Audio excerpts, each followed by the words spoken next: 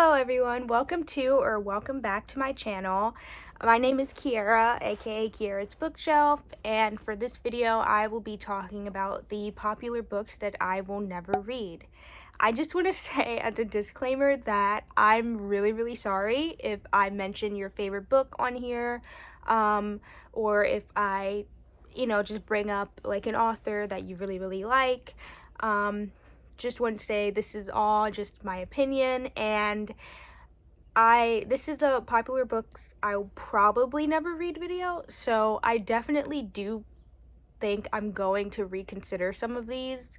And if you have any suggestions for books that you've loved that you think I should check out, then totally let me know, and I definitely will do that. So I'm actually just going to start off strong and just say that the first one will have to be all of Colleen Hoover's books except for It Ends With Us, because I actually did read that. Okay, so I'm not a Colleen Hoover hater at all, but I will say I read It Ends With Us and it was okay. It wasn't great, and I kind of didn't like the abusiveness in the book. I didn't really like how she handled it. And I don't know, I started to hear things about her being problematic and like a bunch of other things, and I don't know, I feel like her book, like I was reading it and it was kind of boring to me.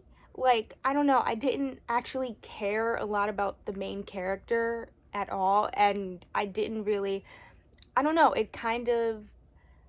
this whole story just didn't sit right to me, and I feel like that kind of ruined Colleen Hoover books, like, in general for me. The only other exception, I probably would read Verity, because I have heard that it's completely different from her other books.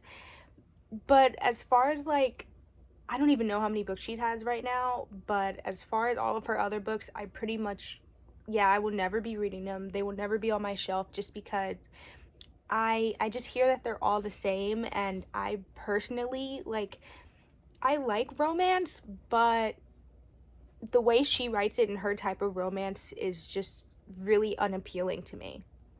The next three books are all by Tessa Bailey, and those books will be Secretly Yours, It Happened One Summer, and Fangirl Down.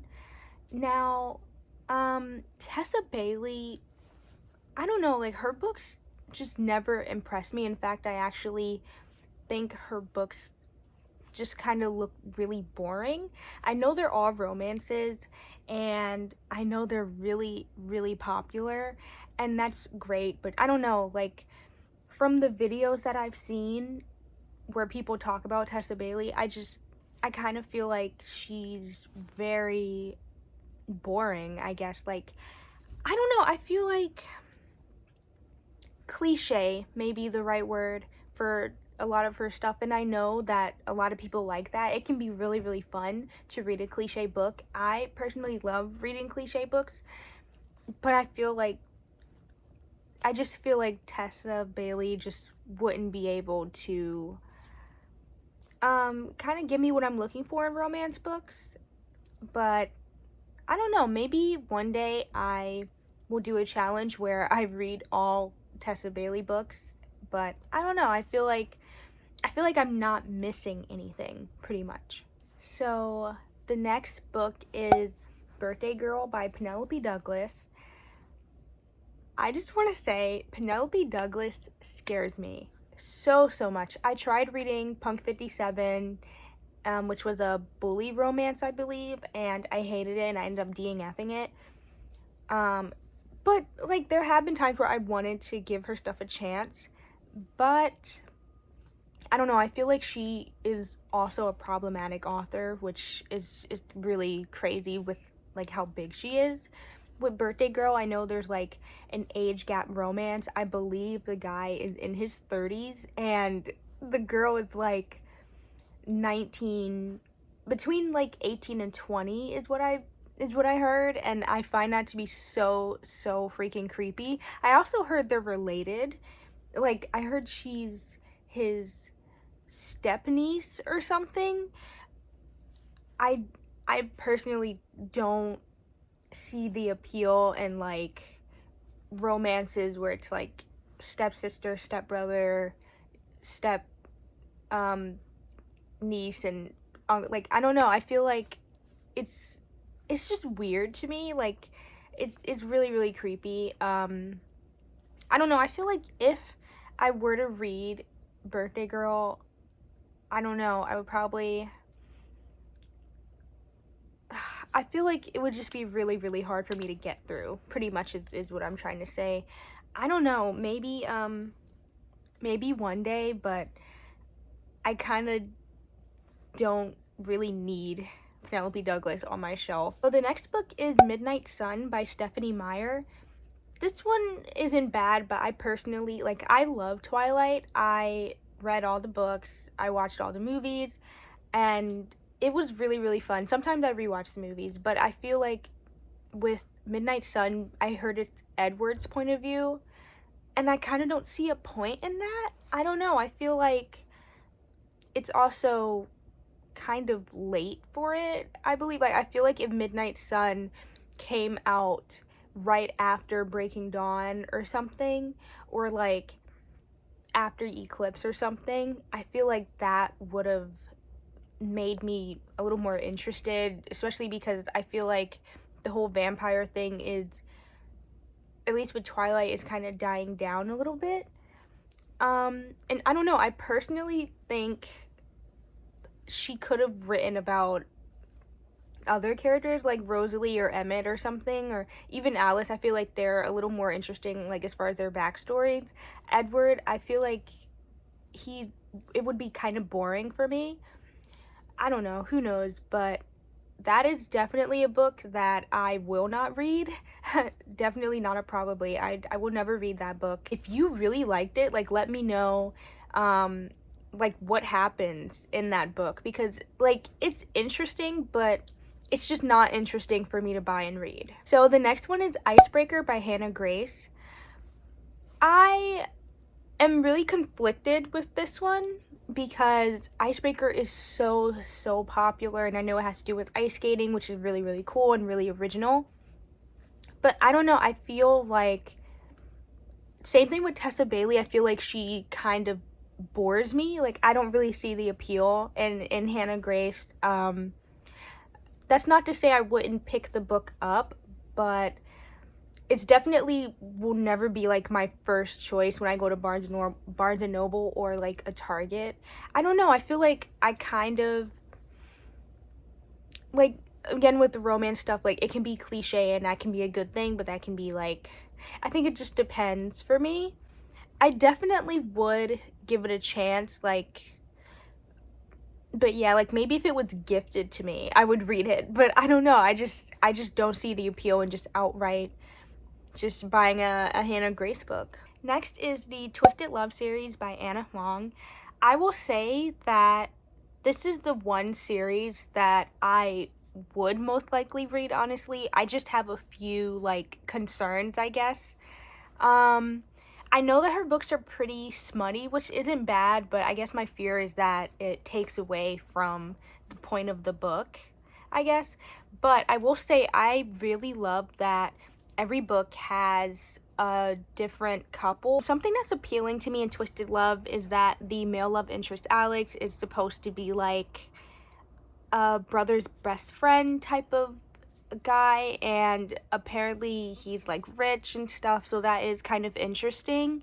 So I will definitely see with that one. I know Twisted Love is like the first book in the series, but honestly, I think if I were to read this series, I would be the most excited for Twisted Games, just because I know it has to do with bodyguard and a princess, I believe is what it is. Twisted Games, yeah, that's the one. And I don't know, I think that's really, really cool. Yeah, I'm kind of a sucker for like anything regarding royalty and stuff, so that's honestly the only thing that makes this whole series appealing. I honestly don't know what the other two books are about, but yeah, I think you can read them in any order. I'm not sure, I believe so, because they're all, focusing on different characters. So yeah, I definitely would read Twisted Games first if I were to give this a chance.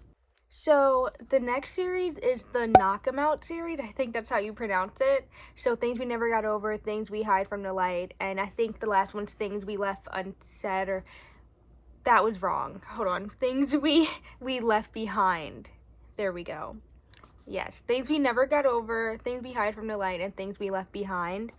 By Lucy Score. So I think this one I'm just a little biased. My reason for not reading Lucy Score books is just because I tried to read Things We Never Got Over, and it was really awful. I personally DNF'd it, and I tried to finish it multiple times, and it just never worked out. I feel like all of her characters are very immature for their ages. Like, I think because they're always like in their 30s and maybe 40s. I'm not sure about the 40s part, but when you're reading her books, it feels really off because like her characters are very, very immature. Very, very immature. And it kind of sucks because it's like they act like 20-year-olds who have never been in a relationship before, but again, they're like 30, maybe 40, and I think that's really, really strange. And I don't know, I feel like when I tried to read Things We Never Got Over, like it became really, really hard for me to get through. The first half was actually okay, but then I feel like it kind of hit a wall where, like, because her books are like 400 pages and it's a romance, like it kind of feels like it drags on compared to like if you're reading a fantasy book that's 400 pages.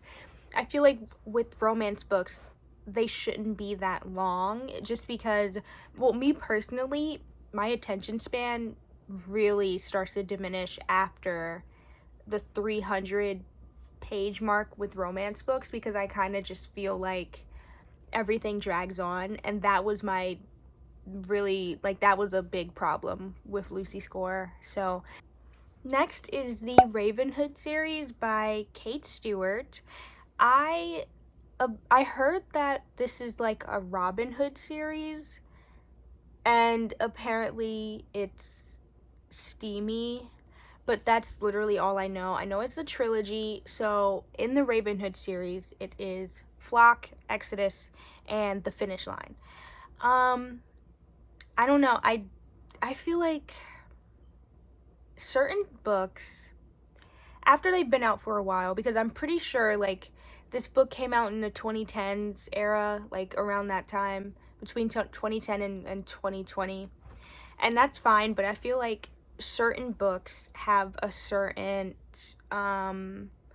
I guess cliche to them, or a certain vibe to them that matches the era that it was in, and that's fine. But I don't know, I feel like it's really like unappealing to me, like the Robin Hood thing. I personally don't even know anything about Robin Hood. I've actually had people compare this series to Credence. Like, if you love Credence, then you should read this, and that personally is kind of a red flag to me, just because of what I mentioned about Penelope Douglas.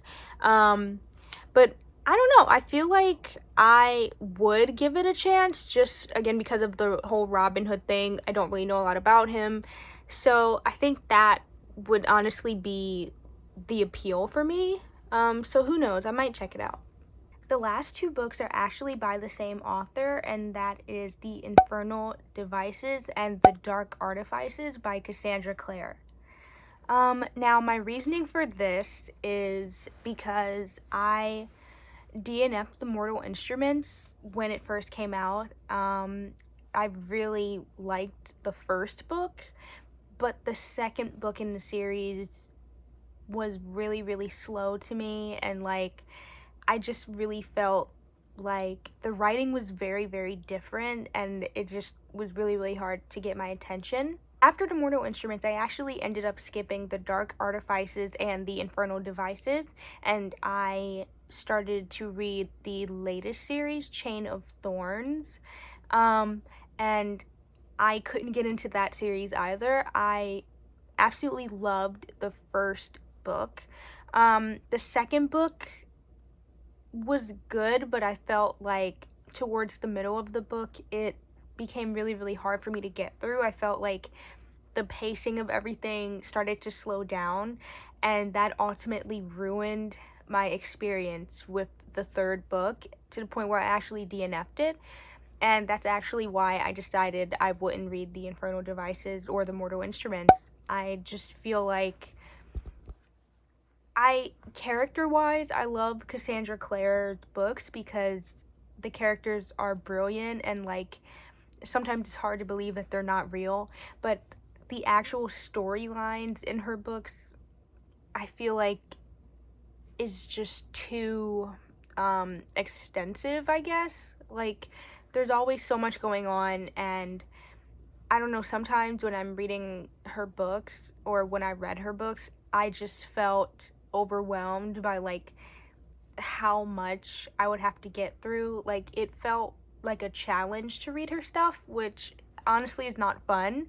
And it's not because I can't read books that are big, because I've read all of the Akatar series by Sarah J. Maas, and her books have slowly started to get bigger. I also read Sarah J. Maas's recent series, and I was able to get through it. So I don't know, it's just something about Cassandra Clare's writing for me that's just really, really difficult for me to get through. Next is the Off-Campus series by Elle Kennedy. Now, this series, to me, honestly reminds me of Punk 57, except Off-Campus is age-appropriate with college students. So I believe there's like 4 or 5 books, and I actually was interested in reading the series for a while. But I don't know, I feel like over the years I just kind of lost interest, I guess, over the years. I also think because I heard it's like a sports romance, and I personally don't like sports, and so I just try not to read stuff like that. So that also is a reason I feel like it wouldn't really interest me. I think, I'm not really sure what sport it is actually, but it just, I don't know, I feel like the Off-Campus series is something that has been done before, or like that I've read before. Like, it kind of reminds me of like a Wattpad type of series, and that's not a good thing. So yeah, I feel like I will not be picking that up actually. Like, that's not even a maybe for me. Yeah, I think I'm not missing anything. So this has been the popular books I'll probably never read video. Thank you guys so much for watching. If you made it to the end, please leave a comment below and just tell me what you think about everything. Please look forward to new videos. I'm going to start posting consistently, and I'm really excited for the next couple of videos that are in store. Bye!